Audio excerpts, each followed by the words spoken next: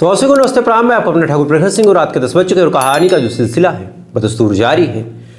आज की कहानी शुरू करने से पहले आज आप लोगों को एक फिर से अपडेट बताऊंगा और डेली प्रयास करता हूं कि एक नई अपडेट जो इस देश से जुड़ी हुई है उस चीज़ को आपको डेली बताऊं।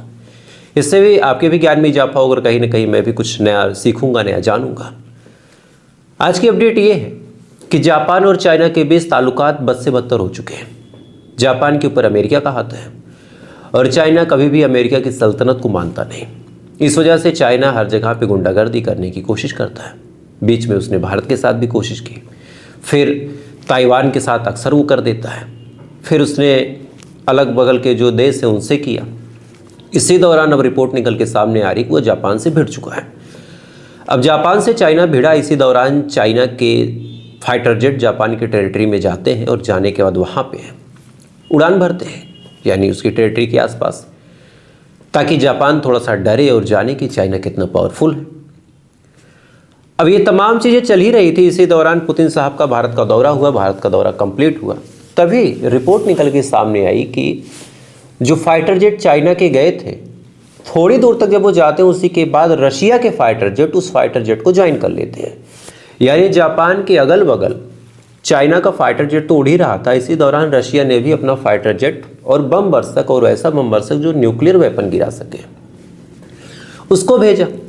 अब ये दोनों सैकड़ों किलोमीटर की लंबी दूरी एक साथ तय करते, उसके बाद जो रशिया वाला था वो लौट के रशिया आ जाता है, उसके बाद चाइना वाला लौट के चाइना आ जाता है, और ये खबर पूरी दुनिया में हाईलाइट हुई।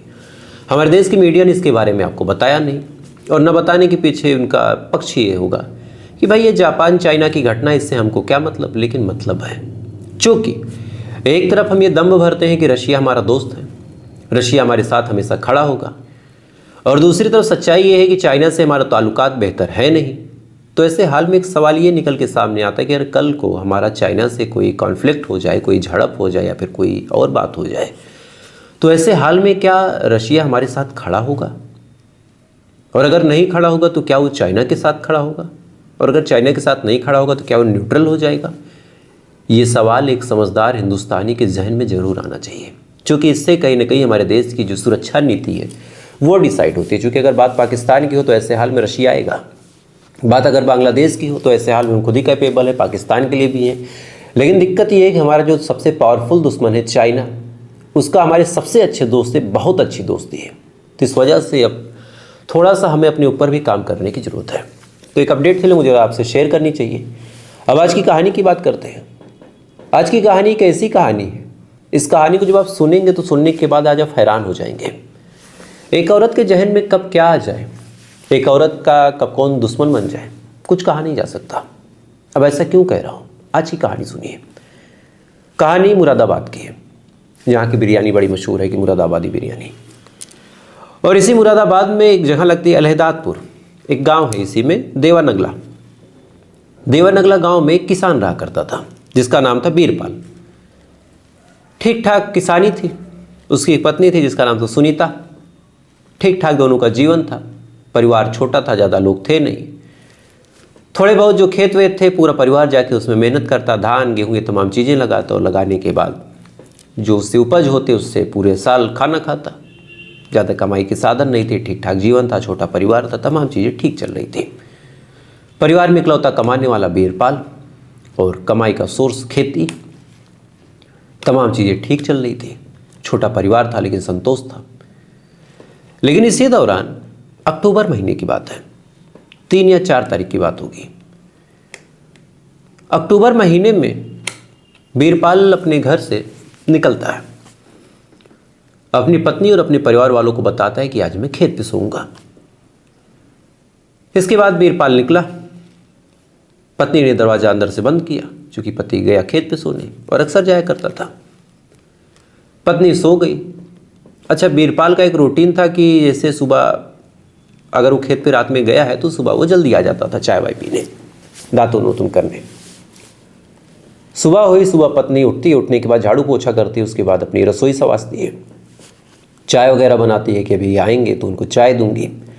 जल्दी जल्दी खाना वाना भी बनाने की तैयारी करती है कि बड़ा काम है अब इस महीने में। सुबह हुई, पत्नी ने किचन सही किया, चाय बनाया, इंतज़ार कर रही कि बीरपाल आए, लेकिन अब वो आए नहीं। थोड़ा अजीब लगा। लेकिन चूंकि वीरपाल ड्रिंक वगैरह भी करता था, शराब वगैरह भी पीता था, इस वजह से दिमाग में आया कि हो सकता है वीरपाल जो है वो ड्रिंक व्रिंक कर लिया होगा, फिर सुबह देर तक सो रहा होगा। लिहाजा इन्होंने इग्नोर कर दिया। इग्नोर करने के बाद अब वीरपाल आया नहीं। 9-10 बज गए। अब 9 बज गए और आया नहीं तो परिवार वाले परेशान। ये हुआ कि चलो खेत में देखते हैं। जब खेत में देखने गए तो देखा कि वीरपाल ज़मीन पे लेटा है।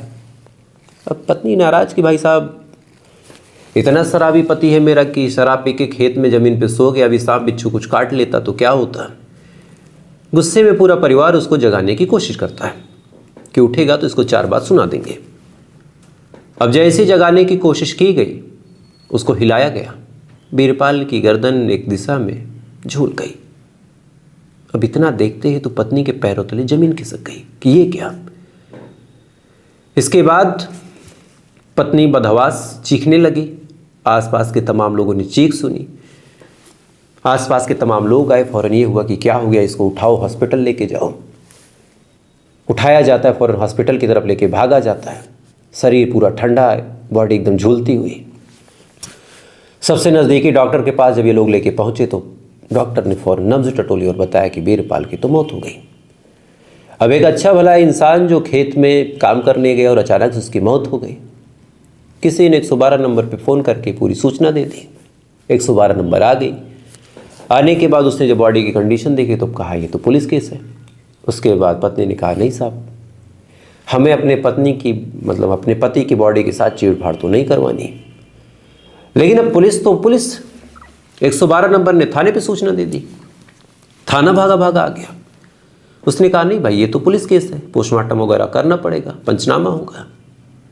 गांव वालों ने भी समझाया कि साहब जाने दो, क्या बॉडी चीड़ी फाड़ी जाएगी, क्या मतलब। लेकिन पुलिस जिद पे आ गई। उसके बाद पुलिस पोस्टमार्टम करवाती है और पोस्टमार्टम रिपोर्ट निकल के सामने आती है। और जैसे ही ये रिपोर्ट निकल के सामने आई, इस रिपोर्ट ने पूरे मामले को ही पलट दिया।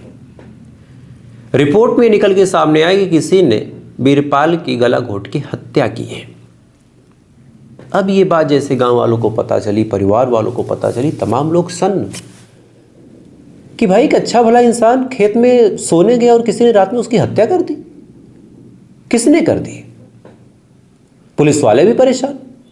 उन्होंने परिवार वालों से पूछना शुरू किया कि क्या किसी से कोई दुश्मनी, कोई रंजिश या फिर कोई और मामला। परिवार वालों ने कहा कि नहीं साहब, न किसी से कोई दुश्मनी, न किसी से कोई रंजिश, न कोई और मामला। पुलिस वालों ने कहा कि भाई अगर कोई मामला नहीं तो ऐसा कैसे हो सकता है। लिहाजा पुलिस वाले जांच पड़ताल कर रहे हैं, तफ्तीश कर रहे हैं। इधर गांव वालों से भी पूछताछ, तब तक बॉडी का अंतिम संस्कार हुआ। कहीं से कोई खास जानकारी हाथ लग नहीं रही। हैरान परेशान पुलिस वाले क्या करें। इसी दौरान जब काफ़ी वक्त गुजर गया, कुछ सबूत हाथ लगे नहीं, तब पुलिस वालों ने कहा कि काम करते हैं, थोड़ा परिवार वालों को भी टटोल लेते हैं।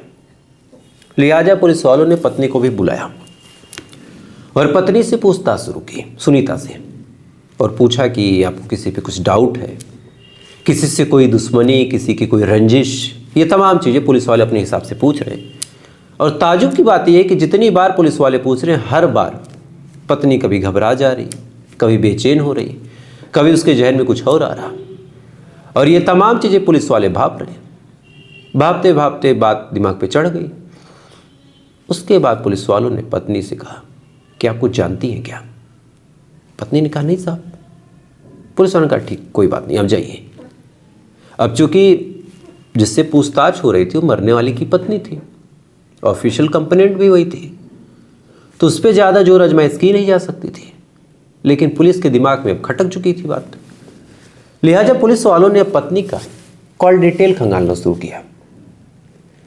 जब कॉल डिटेल खंगालना शुरू किया तो सबसे ताज्जुब भरी बात यह है कि जिस रात कत्ल हुआ उस रात पत्नी किसी से रात में बातचीत कर रही थी। और पत्नी से जब पूछा गया था कि आप क्या कर रही थी, तब उसने बताया कि मैं तो 8-9 बजे सो गई थी। अब ये पता किया गया कि भाई किससे बात कर रही थी। पता चला कि गांव के ही रहने वाले एक लड़के जिसका नाम अंशु है, पत्नी उससे बातचीत कर रही थी। अब पुलिस वालों ने जब ये बात सुनी तो थोड़ा दिमाग घूमा। लेकिन अब किसी से बातचीत कर रही थी, इसके बिना पे तो कुछ किया नहीं जा सकता।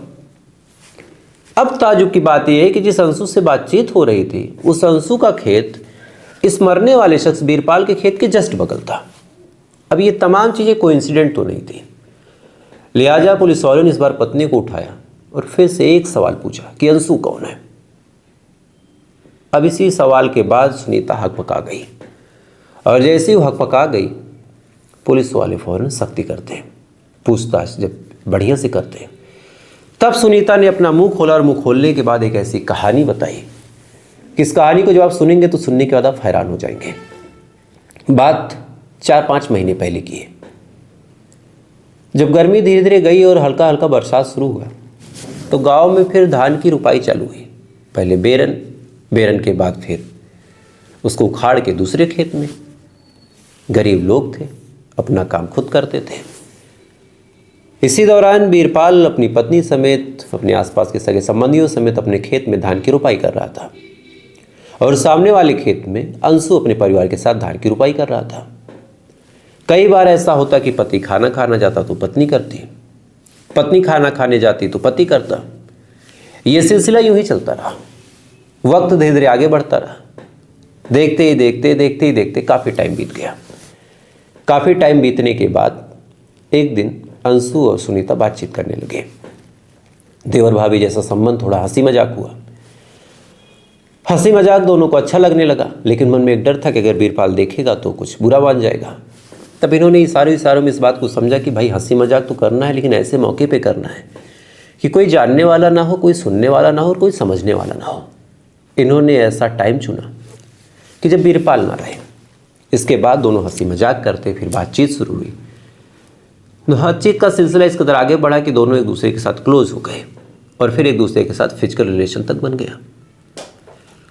दोनों एक दूसरे के प्रति पूरा आकर्षित। लेकिन ताजुब की बात यह है कि अंशु सुनीता से 12 साल छोटा था, लेकिन सुनीता अंशु के प्यार में पागल और अक्सर अपने पति को शराब पिला के खेत पे भेज देती और रात में अंशु को बुला लेती, और रात भर दोनों एक दूसरे के साथ रहते, फिजिकल रिलेशन बनाते, और ये सिलसिला यूं ही चलता रहा। वक्त धीरे धीरे आगे बढ़ता रहा। लेकिन इसी दौरान कहते हैं ना कि इसको या उसको छुपाए नहीं छुपता। सेम चीज़ इन दोनों की कहानी में हुई। एक दिन ये दोनों मिल रहे थे, तभी अचानक से बीरपाल आ जाता है। आने के बाद बीरपाल जब इन दोनों की करतूतों को, इन दोनों की हरकतों को देखता है, देखने के बाद सदमे में चला गया। गुस्से में उसने गाली गलौज शुरू की। अपनी पत्नी को उसने पीटा और कहा कि तूने ये चरित्र गंदा कर दिया, ये कर दिया, वो कर दिया। कायदे से पत्नी को यहाँ समझ जाना चाहिए था कि हाँ मुझसे गलती हुई, लेकिन ऊपर तो भूत सवार था हवस का। जब ये मार खाई, 3 तारीख की बात है, 3 अक्टूबर की, जब ये रात में मार खाती है तो उसी दिन कसम खाती है कि इसका बदला लूंगी। पति काम पे चला गया, चूंकि भाई गरीब आदमी के पास घर रुकने का वक्त तो होता नहीं है। इसने फिर फ़ोन किया, पूरा मामला समझाया और अपनी कसम दी अंशु को कि सुनो, अगर तुम मुझसे प्यार करते हो कि तुमको मेरी कसम है, तुम इस आदमी को मारो और मेरा हाथ थाम मुझसे शादी करो, नहीं तो मैं आज के आज जहर खाऊंगी। अब अंशु 12 साल छोटा, उसके ऊपर भी भूत सवार। उसने कहा कि ठीक है, करते हैं। इसके बाद अंशु जो है वो पूरी तैयारी करता है। प्लान पूरा बन गया कि रात में जब पति बाहर जाएगा तो तुम मुझे बताना, और बताने के बाद मैं उसका कत्ल कर दूंगा। फिर क्या, इसके बाद तैयारी हुई। तैयारी होने के बाद अंशु वहाँ से निकलता है।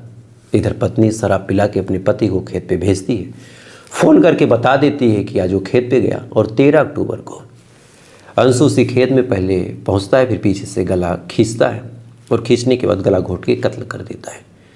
प्लान ये था कि कहीं हाथापाई के कोई सबूत नहीं मिलेंगे और कुछ मिलेगा नहीं, बस गला घोट के मारना है।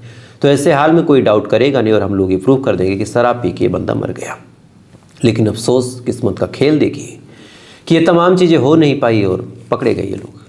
वो तो पुलिस की गलीमत थी, उसने पोस्टमार्टम और इन तमाम चीज़ों पे जोर दिया। अदरवाइज़ पोस्टमार्टम ना होता तो मामला रफा दफा था, और एक बार बॉडी का अंतिम संस्कार हो गया तो फिर आप कत्ल कहाँ से प्रूव करेंगे। तो पुलिस ने यहाँ बड़ा अच्छा काम किया, नहीं तो फिर इसमें कुछ बचा नहीं था। खैर, तो फिलहाल ये थी पूरी कहानी, और इस कहानी के बारे में आपकी क्या राय है कमेंट ज़रूर कीजिएगा। और शुरुआत में आप लोगों को एक अपडेट डेली आजकल दे रहा हूँ जियोपॉलिटिक्स से और हमारे देश की पूरी राजनीति से। ये अपडेट आपको कैसी लगती है कमेंट करके बताइएगा, और ऐसी कहानी अगर आप सुनने के शौकीन और साथ ही जियोपॉलिटिकल की खबरें आप देखने के शौकीन हैं तो इस चैनल को सब्सक्राइब जरूर कर लीजिएगा। बाकी जवाब कौन देगा वाली सीरीज भी आती रहेगी, जब कोई बड़ी घटना होगी तो उसके लिए भी आप फॉलो कर सकते हैं। तो फिलहाल ये थी पूरी कहानी, और आपकी क्या राय कमेंट कीजिएगा, और ऐसी कहानियों के लिए आप चैनल सब्सक्राइब कर सकते हैं। बाकी थोड़ी देर बाद आपसे फिर मुलाकात होगी ऐसी किसी कहानी के साथ। तब तक आप अच्छे रहिए, खुश रहिए, अपना ख्याल रखिए, अपने देश का ख्याल रखिए। जय हिंद, वंदे मातरम।